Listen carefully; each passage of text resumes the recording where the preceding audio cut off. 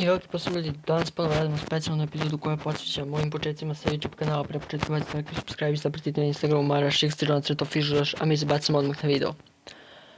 Sjećam se, snimao sam prvi video, bio je Jeff u bici. Mikrofon mi je krčao, snimao sam preko telefona, sve je bio amaterski, ali bio sam ubeđen da ću ga naći. Nisam da horor koji sam tražio može da postane stvarnost.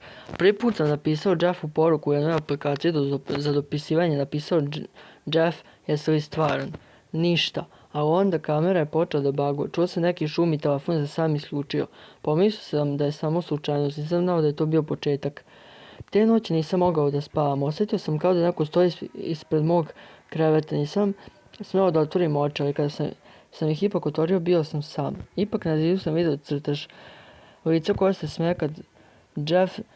kao Jeff. Nisam ga nacrtao, niko nije bio tu, samo ja. Nakon toga sam odlučio da istražujem dalje. Pričao se o jednoj napuštenoj kući u mom kraju. Ljudi su govorili da su tamo pojavljivao Jeff. Naravno, niko nije verovao, ali ja sam otišao unutra, mrak, prašina, ali nešto čudno na zidu. Poruka nekako je markerom napisano go to sleep. U tom trenutku čuo sam korak iza sebe. Okrenuo sam se, nikoga nije bilo. Itrčao sam napolje i više se nikad nisam vratio tamo. Danas, posle 4,5 godine, znam da nisam bio lud.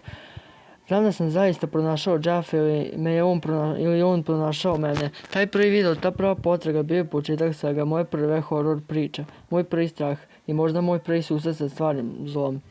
I to je to što se tiče ovog videa. Ako vam se svidao ovaj specijal, vi bacite like i subscribe i zapratite me na Instagramu mara630, a mi se vidimo veoma brzo s novim pričama. Pozdrav!